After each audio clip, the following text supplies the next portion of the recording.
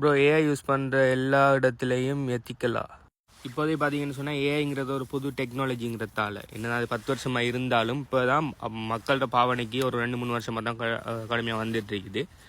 So still இவங்க அது சம்மந்தமான ப்ராப்பரான ரெகுலேஷன்ஸ்கள் நம்ம கொண்டு வரலை. ஓகே, இப்போ பார்த்தீங்கன்னு சொன்னால் கிரிப்டோ கரன்சி இந்த பிளாக்செயின் டெக்னாலஜியில் வந்து இப்போ ஆல்மோஸ்ட் 10-15 வருஷம் ஆக போகுது. ஓகே, ஸ்டில் சில நாடுகளில் இது அன்னோன்னா தான் கிரிப்டோ கரன்சி அது சம்மந்தமான ரெகுலேஷன் என்ன செய்யணும், என்ன நடக்குது, கிரிப்டோ கரன்சி என்னென்னு தெரியாமல் கூட நிறைய பேர் இருக்காங்க.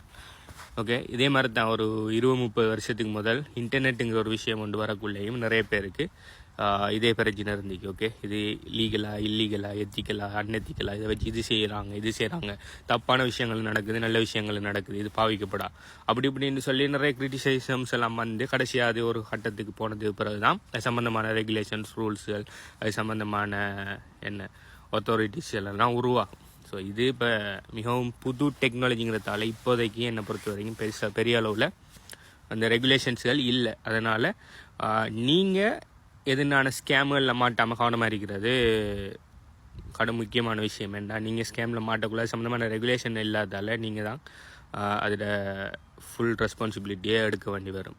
ஓகே, உங்களுக்கும் இது சம்மந்தமான ஏதாவது தெரியுமா? ஓகே, இது எத்திக்கலா அன்எத்திக்கலா இதை பற்றி நீங்கள் என்னங்கிறது கீழே கமெண்ட் பண்ணுங்கள். மேலதே டீட்டெயில்ஸ்களுக்கு hbuconsultancy.com வெப்சைட்டை கண்டெக்ட் பண்ணுங்கள். பயோல டிஸ்கிரிப்ஷனில் இருக்கு. பாய்.